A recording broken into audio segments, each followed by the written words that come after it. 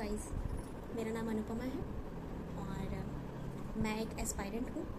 I mean थी। और ऐसा मैंने क्यों बोला ये आपको आगे वीडियोस में पता चल जाएगा। So stay tuned in this video. And क्योंकि ये मेरा पहला ब्लॉग है तो आई नो ये परफेक्ट नहीं है, मैं बीच बीच में थोड़ा फंबल कर सकती हूँ, तो उसके लिए प्लीज़ मुझे माफ़ कर दीजिएगा। तो बढ़ते हैं आगे वीडियो की तरफ। 7 साल तक मेरा सिर्फ एक ही सपना था और वो है गवर्नमेंट जॉब। मैंने सारा सिलेबस कंप्लीट कर लिया, उसके बाद 2-3 साल लग गए। उसके बाद फिर मैंने फॉर्म भरना शुरू किया, एग्ज़ाम्स देना शुरू किया। एंड एक बार में तो होता नहीं है, तो फिर मैंने काफ़ी एग्ज़ाम्स दिए, फॉर्म भरे एंड रिज़ल्ट वगैरह आता था, नहीं होता था। तो मैं काफ़ी डिप्रेस्ड हो गई थी, काफ़ी अपसेट भी रहने लगी थी। मतलब प्रॉब्लम ये नहीं थी कि मेरा नहीं हो रहा है, फेल हो गई, ठीक है, पापा मम्मी भी समझते थे कि फेल हो गई, बट रिलेटिव्स इतना बोलते थे कि इतने दिन टाइम से बैठी हुई हो घर पे, कुछ कर नहीं रही हो, प्राइवेट ही कर लो, कुछ इनकम का सोर्स ही जनरेट कर लो।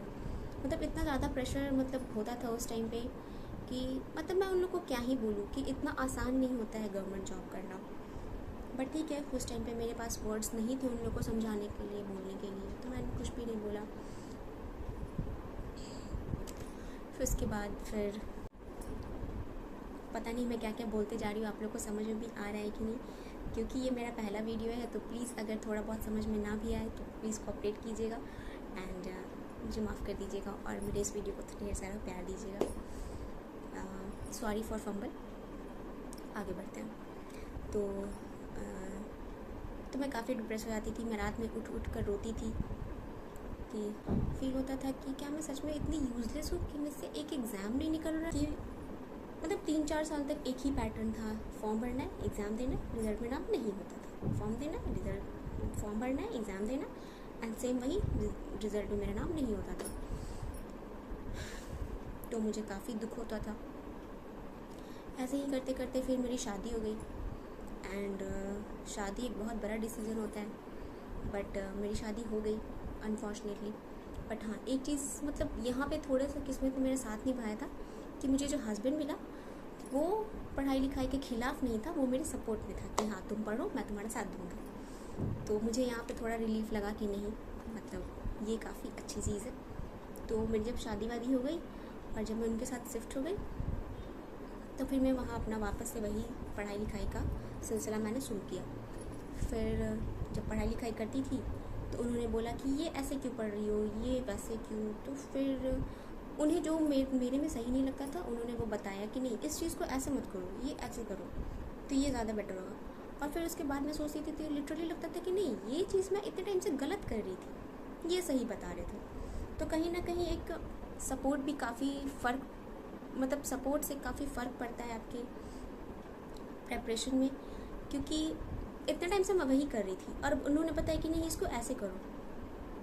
तो वो काफ़ी मुझे हेल्पफुल, मतलब मेरे लिए वो काफ़ी हेल्पफुल था। और मुझे हर चीज़ में बताते थे कि हाँ करंट अफेयर को ऐसे मत पढ़ो, मैथ्स का टाइम शाम में मत रखो, करंट अफेयर को ऐसे मत पढ़ो, इसको सुबह में पढ़ो, मैथ्स का तुम एक ही चैप्टर को हमें मतलब एक ही चैप्टर को पढ़ो और फिर दूसरे पे स्विच करके फिर ये पहले वाला मतलब ऐसे मत करो। एक मतलब अगर तुम करंट वाला पढ़ रही हो तो पीछे वाला भी रिवाइज करो। मतलब ऐसी छोटी छोटी स्ट्रैटेजी उन्होंने दी कि हाँ मतलब ये सब कुछ ऐसे करो।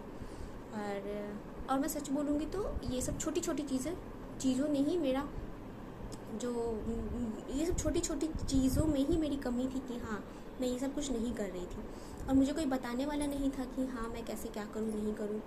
बट होपफुली थैंकफुली उन्होंने मेरी काफ़ी हेल्प की। उन्होंने मुझे हमेशा सपोर्ट भी किया कि नहीं तुम कर सकती हो, तुम में बहुत पोटेंशियल है, बस तुम।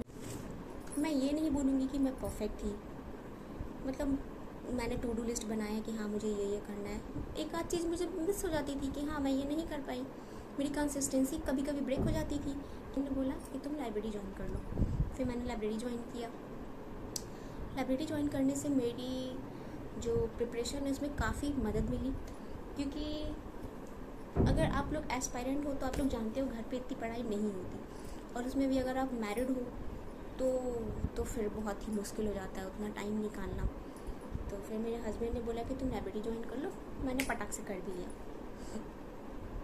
उसके बाद लाइब्रेरी में मैं दिन भर नोट्स, टेस्ट सीरीज़, मतलब ये सब कुछ लगाती रहती थी, बैक टू बैक, क्योंकि सिलेबस मेरा पहले ही कंप्लीट था और इन्होंने बता भी दिया था कि हाँ तुम्हारा क्या क्या मतलब वीक पॉइंट है, क्या स्ट्रॉन्ग पॉइंट है। तो उसको एनालाइज करके फिर मैं प्रिपेयर करने लगी और यही मेरा लाइफ का टर्निंग पॉइंट था, लाइब्रेरी जाना एंड मेरे हस्बैंड का मेरी लाइफ में आना। और मैंने ऐसा क्यों बोला कि वो टर्निंग पॉइंट था, ये आपको मैं आगे बताती हूँ। लाइब्रेरी मैंने अपने शादी के 2 साल बाद ज्वाइन किया था, तो 2 साल तो ऑलरेडी बीत चुके थे और प्रेशर इतना था शादी के बाद कि क्योंकि घर वालों का भी प्रेशर, इन लॉज का भी प्रेशर, तो मैंने सोचा कि नहीं, अभी ये मुझे लास्ट मौका मिला है, इसको तो मुझे फोड़ना ही है। तो मैं जब लाइब्रेरी गई तो मैंने एक दिन का अपना टू डू लिस्ट बना के रखा कि मुझे आज ये कंप्लीट करना है, ये कंप्लीट करना है, और मैं वो कंप्लीट करके ही उठती थी। मैं लाइब्रेरी छोड़ती ही नहीं थी जब तक वो कंप्लीट नहीं होता था। और अगर लाइब्रेरी का टाइम हो चुका है और फिर मेरा जो मतलब मैंने जो आज सोचा था और वो नहीं हुआ, तो मैं उसको वापस घर पे आके करती थी, बट मैं वो करके ही सोती थी। कभी कभी एक आध दिन हो गया कि हाँ नहीं हो पाया, तो वो चीज़ नहीं है, बट हाँ मैक्सिमम टाइम मैं अपना एफर्ट पूरा बेस्ट ऑफ 100% लगा के लगाती थी, क्योंकि मैंने सोच लिया था कि नहीं, इस बार तो करना ही है करना। क्योंकि अगर आप मेरी तरह एस्पायरेंट हो और मैरिड हो तो आप अच्छे से रिलेट कर पा रहे होंगे। एंड लाइब्रेरी के कुछ दिन के बाद ही मेरा एक रिज़ल्ट आया, वो था बिहार सीजीएल वाला, और उसमें मेरा प्री क्लियर हो गया था और मैं मेंस के लिए बैठने वाली थी।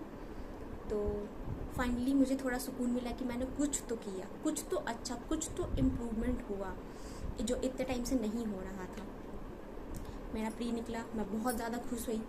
मैं मेंस में बैठी, बट अफसोस कि मेरा मेंस नहीं निकला एंड मैं वहाँ काफ़ी ज़्यादा निराश हो गई थी, क्योंकि एक रे ऑफ होप आया था कि नहीं यार तुम्हें कुछ तो है, इतनी की भीड़ में तुमने प्री निकाला है तो मेंस भी, बट वो हो नहीं पाया उस टाइम पे। तो मुझे उस समय काफ़ी बुरा लगा, मैं टूट भी गई। लेकिन मेरे हस्बैंड ने बोला कि चलो ठीक है, हो सकता है ये तुम्हारे लिए नहीं होगा। तो मुझे वो भूलने में काफ़ी टाइम लगा, बट ठीक है, मैंने उसको छोड़ा, क्योंकि अगर उससे मूव ऑन नहीं कर पाती तो फिर आगे कैसे बढ़ती, तो उसको छोड़ा। उसके बाद फिर कुछ टाइम के बाद मेरा रेलवे मैंने एनटीपीसी फॉर्म भरा था, तो मेरे रेलवे एनटीपीसी में जो प्री है वो 0.02 से छूट गया। एंड आप सोच सकते हो 0.02 is such a small number,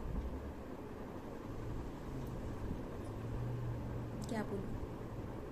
फिर वो मेरा रह गया, फिर मुझे बहुत ज़्यादा दुख हुआ एंड इसका भी मैंने मेंस में लिख नहीं पाई क्योंकि 0 से रह गया था। उसके बाद फिर मेरा एनटीपीसी का एक ग्रेजुएट वाला था, वो मेरा क्लियर हुआ, प्री उसका क्लियर हुआ, बट उसका मेंस रह गया। तो कहीं ना कहीं मेरे हस्बैंड को लगा कि नहीं, अगर इतना एग्ज़ाम निकला है तो निकल सकता है। फिर अभी मुश्किल से 6 मंथ्स पहले मेरा एक एग्ज़ाम था BSPHCL का, और उसमें सिर्फ एक ही एग्ज़ाम था और फिर सिर्फ प्री था। एंड वो मेरा एग्ज़ाम निकल गया, उसका तो कोई मेंस भी नहीं था, कोई इंटरव्यू भी नहीं था। तो मैंने वो एग्ज़ाम क्लियर कर लिया। अचानक से इसका रिज़ल्ट आ गया, फिर मैंने उसमें अपना नाम देखा और मुझे नाम देख के तो भरोसा ही नहीं हो रहा था कि उस पर मेरा नाम है। मतलब मैंने एग्ज़ाम क्लियर कर लिया, मतलब मुझे वो देख के समझ में ही नहीं आ रहा था। मैंने अपने पट से अपने हस्बैंड को भेजा कि आप देख के बताइए क्या सच में मेरा ही नाम है। तो उन्होंने बोला है तो तुम्हारा ही नाम। तो मैंने बोला कि मेरी जॉब लग गई है। तो उन्होंने बोला हाँ लग गई है। और मुझे ये तो बिल्कुल भी भरोसा नहीं हो रहा था कि मेरा जॉब लग गया है। उस समय मैं लिटरली घर में अकेले थी और मैं पूरे घर में उछल रही थी कि मेरा जॉब लग गया है, मेरा जॉब लग गया है। वो जो सेलेक्टेड वाला टैग था ना, मतलब मैं उसको भूल नहीं सकती। मैंने आज भी वो PDF रखा है। अगर आप मेरे इस यूट्यूब से कनेक्टेड रहो, मैं आपको वो दिखाऊंगी कि हाँ मेरा नाम कहाँ कैसे क्या। मतलब मुझे बिलीव ही नहीं हुआ। तो फिर मुझे थोड़ा सा किस्मत पे बिलीव होने लगा कि चलो देर आए बट दुरुस्त आए। 7 साल की थकान, ऐसा लग रहा था कि 1 मिनट में गायब हो गया। फिर मेरे हस्बैंड उस टाइम पे ऑफिस में थे, वो जल्दी से घर आ गए। फिर हम दोनों ने बैठ के अच्छे से चेक किया कि सच में वो मेरा ही नाम है या नहीं। तो उन्होंने बोला नहीं, ये तुम्हारा ही नाम है एंड यू आर सेलेक्टेड। सच में मतलब इस खुशी को बयां करना बहुत मुश्किल है। फिर उसके बाद मेरा डीवी वगैरह हो गया, तो अभी मैं उसका मतलब जॉब में हूँ। एंड ये क्या जॉब है, कैसा जॉब है, ये आपको मैं अगर दूसरे वीडियो में बताऊँगी, क्योंकि अगर मैं इस वीडियो में बताऊँगी तो वो थोड़ा सा लंबा हो जाएगा। और अगर आप इंटरेस्टेड हो तो आप कमेंट कर देना कि दीदी आप प्लीज़ बताओ, तो मैं उसके लिए नेक्स्ट दूसरा वीडियो लेके आऊँगी।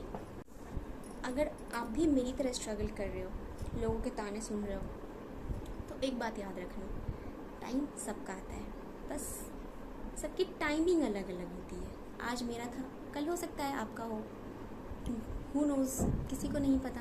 तो इसलिए बस आप अपनी मेहनत करते रहो, रिजल्ट एक दिन ऊपर वाला दे ही देगा। अगर आप मेरी स्टोरी से रिलेट कर पा रहे हो तो कमेंट में I will never give up ज़रूर लिखना। मैं आपके कमेंट्स पढ़ूंगी और बिल्कुल पढ़ूंगी। अगर आपकी भी कोई ऐसी स्टोरी है तो आप मुझे बताना कमेंट्स में, और मैं कमेंट्स हमेशा पढ़ती हूँ। यहाँ मिलेगा आपको real life story, real struggle, real motivation. मैंने किया है तो आप भी कर लोगे। एंड या और हाँ, चैनल को सब्सक्राइब करना मत भूलना।